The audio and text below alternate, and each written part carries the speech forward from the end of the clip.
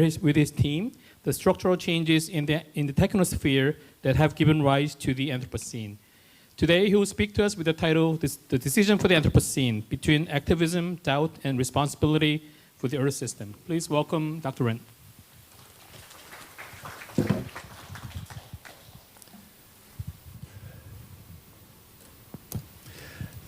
Dear Chair of the Board of KAIST, Dr. Myung-Ja Kim, dear Founding Director of the Center for Anthropocene Studies of KAIST, Bumson Park, ladies and gentlemen, it's a great pleasure to be here with you, and this is an occasion not to celebrate the ratification of the Anthropocene, but it's here an occasion to celebrate the continued support for the KAIST Center for Anthropocene Studies, and we are really happy, to do this together with all of you. As you could hear from the other two keynotes, so let me see how this works. We are currently at a high point or at a low point of the debate about the Anthropocene, whichever way you want to look at it. And after we have heard about the geological discussion, I think it's a good occasion to remind ourselves of the beginning, the popularization of the concept of the Anthropocene by Paul Crutzen in the year 2000. The concept, as you have heard from Bumson Park, has been discussed long before that. You can trace it even back to a naturalist like Buffon to the 18th century, but it really became popular in the year 2000, and it became popular as a concept that crosses many disciplinary boundaries. And so I'm also happy about the motto of our conference, a multidisciplinary approach. And this is really going back to the idea, to the creativity of Paul Crutzen, who embodied in one person basically what we are trying to do now in our institutions, in our international collaboration, to bring together various disciplines, to be activists to some degree. He was a concerned scientist. Just think of his role in the Montreal Protocol, banning the CFCs that caused the ozone hole, that the mechanism of which he deciphered and got the Nobel Prize for it. So what he did as one person, we are now trying to do in an institutional context. We have also heard, so I have to find out the exact direction in which to point this. Can anybody? Yeah, but where is it? Yeah, I use the keyboard instead. Yeah. So we have also heard about the geological evidence in favor of the Anthropocene for Martin Head, and it's very clear, and I can only emphasize this, that this is very solid research, broad-ranging, solid research by highly competent people, and it's really a shame what has happened to it. It is remarkable, and Bumson Park has emphasized it, that this research was supported by the Haus der Kultur und der Welt and by the German parliament, as it were, who gave a major grant to make this research possible. There you can already see the unusual character, not just of the Anthropocene, but also of the Anthropocene research. Anyway, whatever this decision had in its background, I'm sure geologists will continue to investigate the question of the stratigraphy of the Anthropocene. And at the recent conference in Busan, there were remarkable contributions to study the stratigraphy of the Anthropocene. And I'm even more convinced that the wider questions associated with the Anthropocene regarding the connection between the history of the Earth and the history of humanity will not disappear from the global agenda. My talk today is about what the decision in favor of the Anthropocene can actually mean outside of geology. And I want to make two bold claims. One is perhaps not so bold, evident in particular to the group assembled here, that it is a decision that will be taken in a wider disciplinary context than just that of geology. The bolder claim is ultimately it's a decision of mankind as a whole about its relation to its home planet, the Earth. So I say that the whole of humanity ultimately has to embrace the Anthropocene concept in order to cope with its challenges. So, but let me go back to the more academic question of the multidisciplinary meaning of the Anthropocene. Whatever the geologists may say about it, it describes a new state of the relationship between humanity and the Earth system. It is clear that we live at a point in history where the Earth system can no longer be understood without reference to human social, economic, and political systems and behavior. The Anthropocene Working Group's analysis of Crawford Lake in the Canadian wilderness has shown that traces of human activity are accumulating in even the most isolated context. Here I want to claim that the Anthropocene is the product of a co-evolutionary dynamic driven by collective human behavior that has not only greatly accelerated Earth system processes, ecosystem reshaping, and biological evolution, including the 6 mass extinction of biological species, but that it has created an entirely new Earth sphere, the so-called technosphere, that encompasses all human-made technology and infrastructure and now weighs, according to an estimate of Jan Zalasiewicz, of whom we have heard just in the preceding keynote, over 30 trillion tons. All in all, there are good reasons, which I will explain in detail, to view the Anthropocene as a major evolutionary transition in the history of the Earth system, giving humanity a unique capacity to act on a planetary scale. However, many questions remain unanswered. What are the exact characteristics of the technosphere? What dynamics is it subject to? And when and how did it emerge? And what is the relationship between the Anthropocene and the great acceleration about which we have just heard? I argue that all these questions can only be understood from a new transdisciplinary perspective that takes as its object a co-evolutionary logic determined by the dynamic coupling the Earth system and global human society. And that's what these graphs really also tell us. It's a coupled system. It's no longer the natural Earth system and the humans as part of the biosphere. It's a coupled human Earth or techno-Earth system, if you want to take the technosphere into account. To make this clear, I will proceed in 4 steps. First, I turn to the question, what does the Anthropocene mean as humanity's self-reflection on its position in nature? Answers to this question are often characterized by unreflected figures of thought, which I would first like to expose before introducing the idea of a co-evolutionary logic of development. Secondly, I will look at history. Where did we come from? How did we get into the Anthropocene? This part includes a short sketch of how we got to found the new Max Planck Institute of Geoanthropology in Jena. Thirdly, I then look at the character and dynamics of the technosphere. The main question here is, who are we actually as a global technological civilization? Finally, and fourthly, I will look at the question of where we are going, or in other words, what is the future of the Anthropocene, and how can we shape it in a positive way?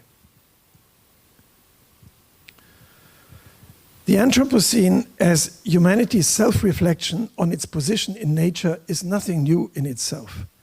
Such positionings have accompanied the history of the human species since its beginning and are part of what one might call a self-analytical process of our species. This includes not only science and philosophy, but also political worldviews, as well as art and religion. Their answers have an impact on the current debate, but often in a subterranean and unreflected way. And I find this representation from actually the 17th century very remarkable, because when I first saw it, I immediately recognized a depiction of the technosphere. Look at the sphere, surrounded by all these instruments, but what it actually presents us with are different views of the human-nature relationship. A technosphere view, as you may call it, or a nurturing view, or a civilizatory agricultural view of the relation between humans and the earth. So there is a lot, not just in the scientific tradition and in the philosophical tradition, but also in the artistic tradition. All of this becomes clear when we turn to such existential questions as the meaning of the planetary empowerment of humanity. What does it mean? Does it mean the need for even more technical control over nature and interventions in planetary systems to secure our living conditions? Or is it more about a return to nature, a departure from the dominating growth model? Is an existential struggle between friends and foes of Gaia inevitable? Can there be a great transformation, including a global energy transition, perhaps accelerated by extreme events and catastrophes, after which everything will be okay, will be improved and then okay? I can only touch on these existential questions raised by the concept of the Anthropocene here. In any case, it is clear that they are ultimately inseparable from the great questions of humanity and the answers that have been given to them in history. This makes indeed the Anthropocene discourse a part of the self-analytical process of our species, which is never merely a dependent variable of economic or social constellations, but itself has an effect as a moment of a co-evolutionary dynamic. For example, when such reflections produce motives of collective action. Let me explain the significance of this legacy using a specific example, which I would like to characterize with the keyword origin thinking. Origin myths answer the question of where we come from by invoking the authority of origin powers. They claim that what comes from the origin must inevitably return to it, the social group, the soil, blood, or nature. Myths of origin are the root of all conservative and romantic thinking in politics, according to the theologian and philosopher Paul Tillich. Origin thinking, in a historically particularly effective sense, is characterized by the assumption that the distance from the origin itself represents the actual problem, the solution to which can ultimately only consist in a return to the origin. This assumption forms the basis of a logic of sacrifice that underlies many mythical, religious, and ideological agendas. According to this logic of sacrifice, the distance from the origin is a culpable process. Ultimately, this guilt can only be redeemed by a complete return to the origin, which, however, would be tantamount to a negation of all development from the origin, and thus an elimination of one's own existence. In this logic, the maintenance of an existence that is at least to a degree independent of the origin can therefore only be achieved through an act of mediation, which presents itself differently in different cultural contexts. Some aspects of the discussion about the Anthropocene, and in particular the question of the beginning of the Anthropocene, also show characteristic features of origin thinking. Was perhaps the Neolithic revolution a kind of expulsion from paradise, through which we hopelessly exceeded the limits of our original physical and mental endowment? Or was it Western modernity, with its supposedly sharp separation of nature and culture, body and mind, reason and sensuality, that initiated a misguided and ultimately catastrophic development, which also had a global impact through colonialism? Or was it the extractive and expansive capitalism, especially industrial and fossil capitalism, that caused the great acceleration, which with its exponential growth curves from population growth to the increase in greenhouse gases inevitably leads to catastrophe. All these approaches search for the origin from which we have fatefully distanced ourselves, combined with a romantic hope that by turning back to nature, back to a pre-modern unity of nature and culture, back to a more simple life, away from the illusion of growth of rationality and towards a rationality of the limits of growth, perhaps of qualitative growth, deindustrialization or degrowth, we can redeem ourselves from the guilt of distancing ourselves from our alleged origins. I would argue that these approaches are all colored by origin thinking and ultimately prevent us from recognizing that there can be no turning back from the Anthropocene and that we must shape it rather than fleeing from it. The persistence of origin thinking in the Anthropocene debate can also be seen in another topic, the fascination with catastrophe.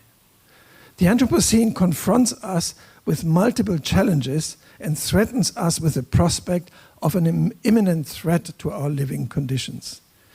This prospect not only drives movements such as the Last Generation or Extinction Rebellion, but is also expressed in expert discussions. For example, when it comes to a greenhouse Earth that our blue planet may be turning to, or the accumulation of so-called extreme events, or the omnipresent tipping points to which our living conditions are exposed. Even behind seemingly harmless phrases such as the climate crisis or the energy transition, the fascination with catastrophe is palpable, as they suggest that we are currently experiencing an escalation or even need an escalation in order to be able to lead a better life after passing through a great transformation, which is then no longer subject to such threats. The invocation of small and large catastrophes as threshold, passage, or rebirth rituals is, of course, anything but foreign to human history, and that is my main point. I wanted to remind you that all of this has a large tradition, deep tradition in human history. Much can therefore be learned from cultural history about the associated hopes of redemption and mechanisms of repression. But how realistic is the hope that the climate crisis can really be brought under control through temporary measures, that a global energy transition can quickly succeed in a few decades, or that extreme events are really lessons from which people will learn for the great catastrophe?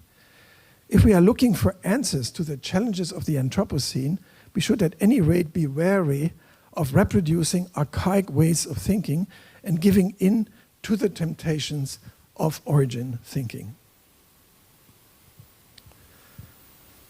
A historically effective response to the pitfalls of origin thinking is the idea of development or evolution, as we know it in science, especially since Darwin, Marx, Freud, or Piaget, of whom you see here a picture, but already with a long lead in the history of science and culture that would be very interesting to explore. The essence of this idea of development or evolution is that although the new is indebted to the old, it can also emancipate itself from it through processes of mediation. These processes of mediation may take different forms, the form of alliances, the search for or construction of ecological niches, or of learning processes, as we see it here. All of these options can be seen as forms of self-organization with increasing complexity and autonomy. Against this background, a new understanding of the Anthropocene also opens up. The Anthropocene is the most recent step in an evolution of complexity of the Earth system that began with the origin of life some 3.8 billion years ago.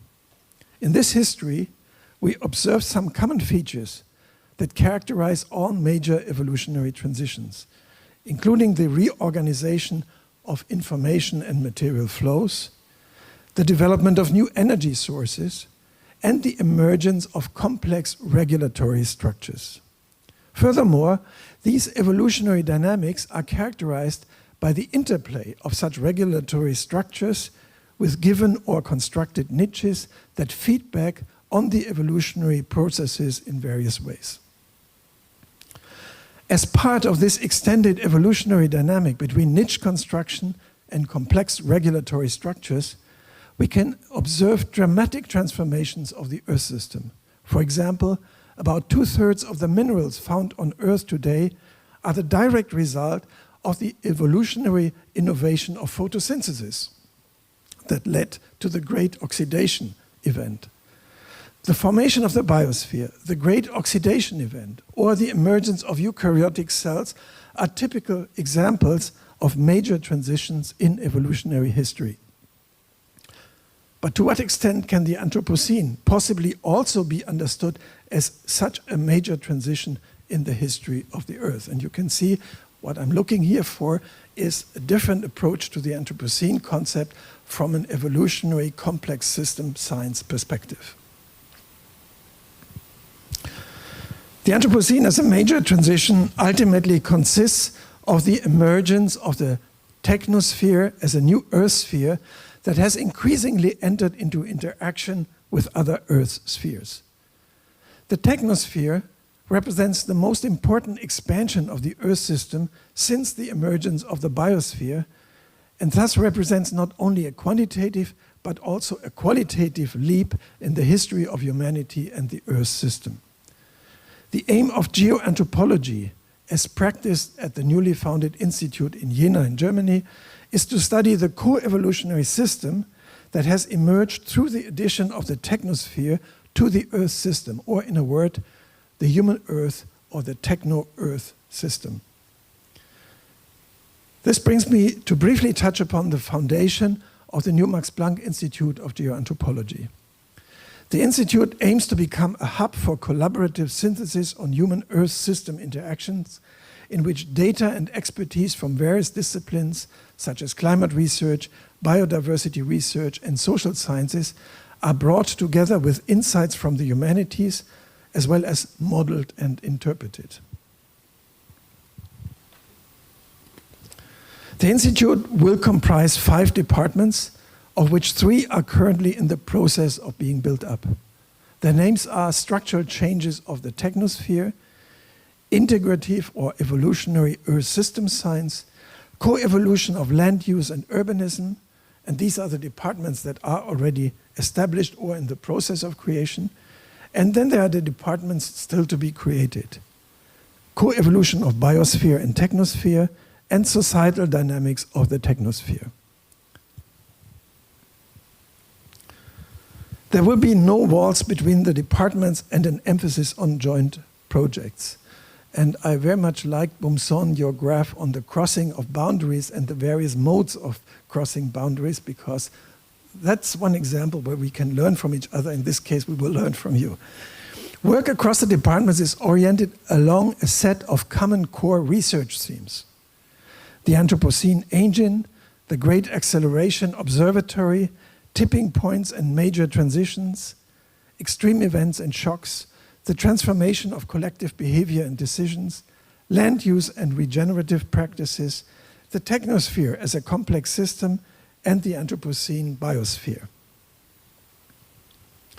A central goal of our research is to understand how, throughout history, behavioral structures of human societies, such as new forms of land use or new energy regimes, have been reflected in changes to our planetary environment, and how these changes have in turn shaped the further development of human societies, leading to feedback loops between the Earth system dynamics and human activities. From the perspective of an extended evolutionary theory concerned with these feedbacks, it is plausible to assume that the fundamental driver of the overall dynamics leading the human Earth system into the Anthropocene involves at least 3 key factors: population size, energy and resources, and their regulatory systems. If knowledge is understood in a very broad sense as the crucial problem-solving and innovative capacity of human societies, and taking into account that the energy regimes available to them at a given historical moment largely determine their niche, we can describe the engine of the Anthropocene in even simpler terms as a spiral involving feedback loops between population, energy, and knowledge. Of course, this picture is highly simplified. More generally speaking, the technosphere as an object of scientific investigation is a typical borderline problem.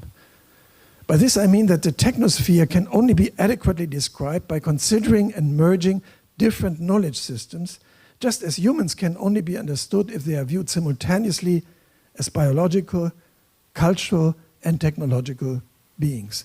So this concept of a borderline problem in my work as a historian of science has turned out to be a very fruitful perspective at where novelty emerges in science, namely at the crossing areas between different disciplines or between different knowledge systems. And I think that's the case also here.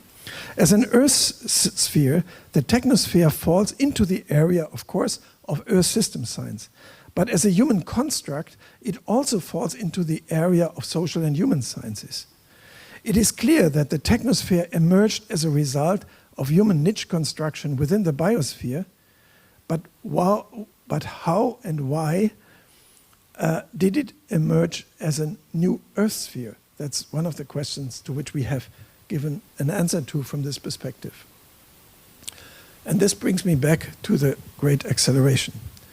The introduction of the concept of the technosphere brings me also back to the question of where we stand and who are we as a global technological civilization.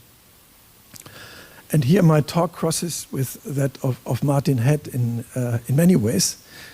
To answer this question systematically, we need to analyze the nature and dynamics of the technosphere in more detail. The technosphere has become intertwined with the biosphere and also with the other spheres of the Earth system. And as I pointed out already, I think this is a crucial message of these graphs, that there is so much entanglement between the different Earth spheres. And as has been pointed out by Martin, there are strikingly parallel exponential increases in all the selected indicators. But that raises question because these are data points. It has become an iconic representation of the Anthropocene, but it raises many questions, and I think we have to systematically study those questions. Which changes in the underlying networks of interactions explain the observed dynamics both of the Earth system and the socio-economic trends? How can we historically reconstruct the evolution of the various parameters from their local dimensions to their expansion into global drivers of the Earth system change? And Martin already pointed out, if we look at population, we have to regionalize, we have to look at different growth rates in different areas, same for other parameters. So how can we understand the different patterns of global research flows within the industrialized countries and between these and the countries of the global south? These are just some of the current topics on which we do research and hope to do research together with you.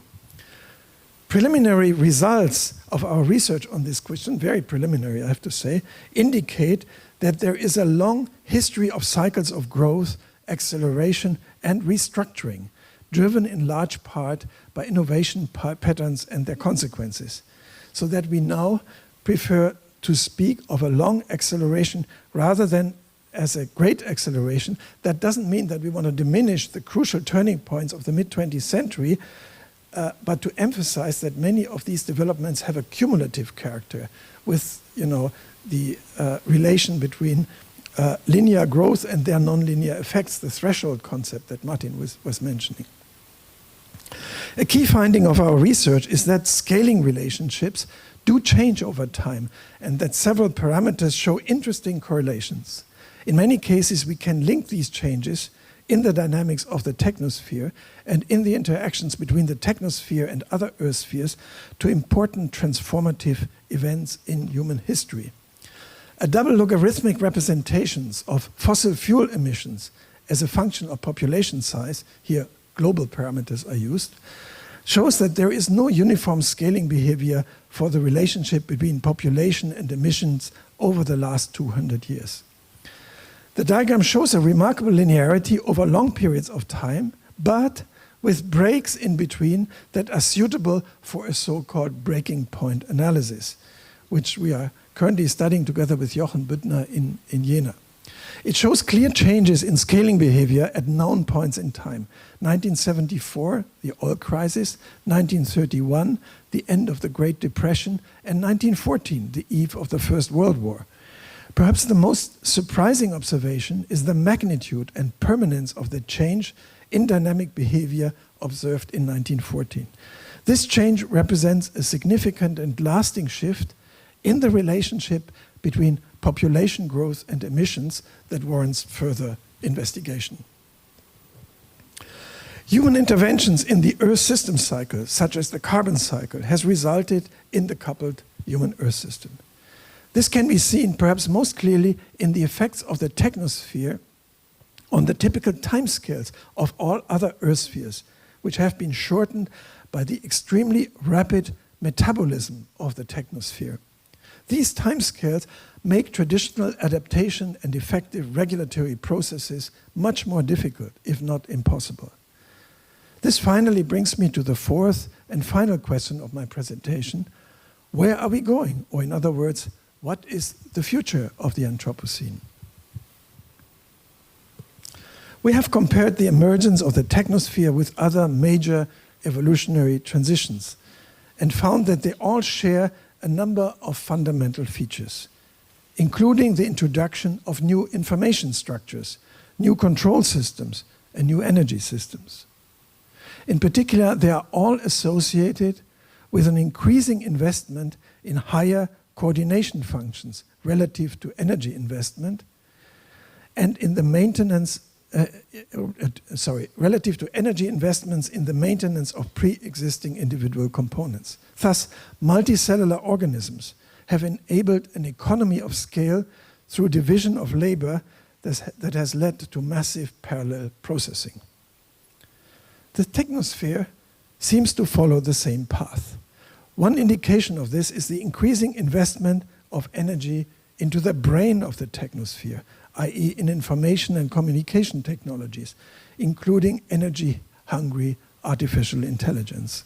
The technosphere is thus subject to an accelerating technological innovation dynamic that follows principles similar to those that have dominated biological evolution for eons. Evolution is an inherently open process whose outcome cannot be predicted or determined by simple interventions. Similarly, the evolution of the technosphere and thus the future of the Anthropocene can hardly be shaped by the application of a few levers such as carbon pricing, carbon sequestration, or a no-growth economy. Although there can be no doubt that we must leave a fossil fuel economy behind us as quickly as possible, without, however, expecting that this will bring us back to Holocene conditions. These insights into the complex evolutionary dynamic of the technosphere brings me finally back to the question of what a decision for the Anthropocene can actually mean in this wider sense that I introduced in the beginning. This decision cannot be left in the hands of a single discipline, although I do hope that the discipline of geology will eventually come to it. The subject of this decision is too comprehensive and too important for that. The decision in favor of a human Anthropocene has also a profoundly normative dimension and can therefore not be taken exclusively by a scientific analysis, no matter how comprehensive. It is ultimately a question of the will to survive and live a good life of the whole of humanity, a question of knowledge and belief, in the sense of visions of the future, ideas of community, and life plans. None of the existing worldviews can provide a definitive answer to this question, as they are all based on the experiences of the Holocene, with its remarkably stable climatic conditions that no longer hold in the Anthropocene. The decision in favor of the Anthropocene is therefore also a recognition of this fact. But not only that, the decision for a beautiful Anthropocene, as Paul Crutzen once called for, is also a decision by all of us to view the world itself as a real laboratory for which we have taken the responsibility, as we own it, as a planetary experimental setup in which all our lives are at stake, especially if we do not attempt to survive in it together. This includes the realization that the large is reflected in the small and that we participate in the fate of our species and of the entire biosphere with every action, so that the small is also reflected in the large. This happens in a variety of mediation processes that need to be clarified, brought to consciousness, and shaped. This enlightenment, awareness, and shaping can ultimately only succeed in a community of allies for a good Anthropocene, as part of a process directed towards the future in which we, as life collectives of the Anthropocene, resist the prevalent dynamics of failure and stand up for the survival of all of us. And I'm particularly happy that the Center for Anthropocene Studies here at KAIST is and will be such a strong ally in the struggle for a good Anthropocene. Thank you for your attention. Thank you, Dr. Renn. Any questions or comments from the audience?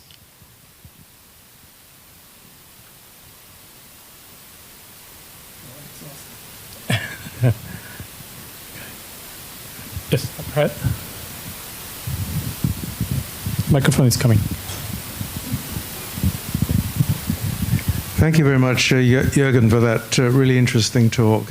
A comment, really, and that is that the Anthropocene Working Group indeed wanted to involve communities outside as well as within the geological, within the geological communities, recognizing that, in fact, the Anthropocene concept extends way beyond geology, and that that indeed we need to we need to define the Anthropocene so as to essentially take ownership of it, and only then can we start to think about our